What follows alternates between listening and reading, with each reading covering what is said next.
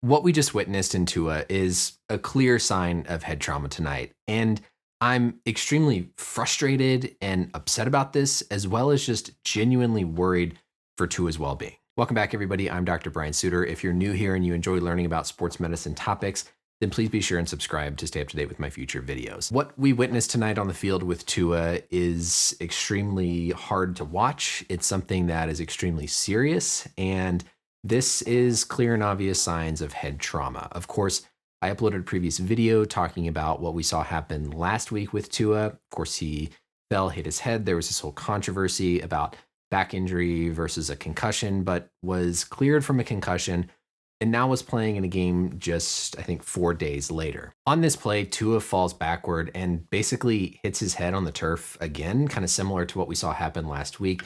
It's a combination of whiplash, his head striking the turf. So again, a clear mechanism for a brain injury, brain trauma.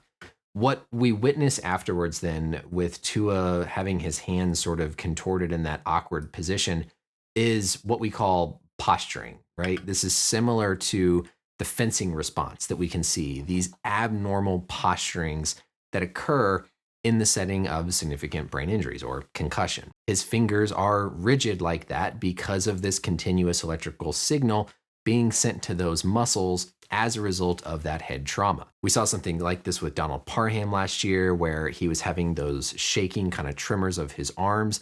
And so this is on that same scale of what we can see in the body and the limbs as a result of trauma to the brain.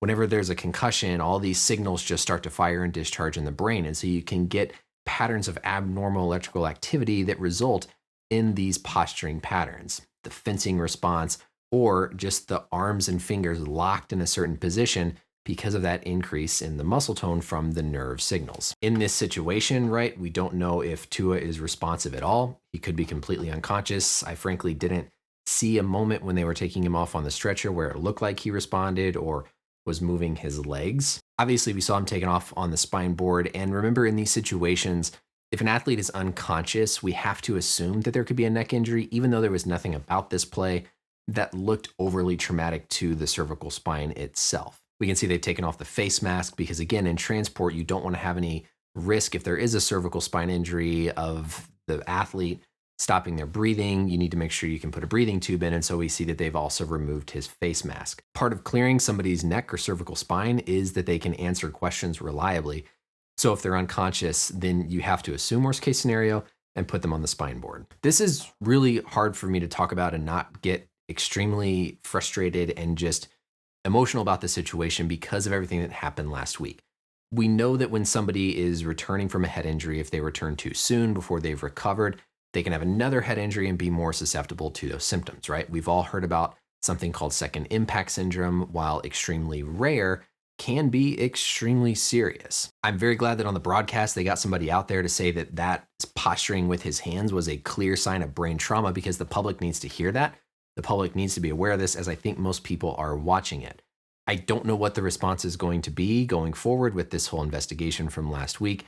Obviously, at the moment, the biggest concern is just Tua's health and well-being. I'm sure they're going to get him to the hospital, do scans to look and see if there's any bleeding inside the brain. I will say bleeding wouldn't develop quickly enough to directly cause that posturing. And so hopefully those scans will turn out to be normal. But this is still very suggestive of a significant brain trauma, a significant concussion. Along with those tests, right, they're going to have to clear his neck as he becomes more alert. They're going to have to make sure that there's no other injuries that he's sustained. And then obviously in this case, there can be no denying it.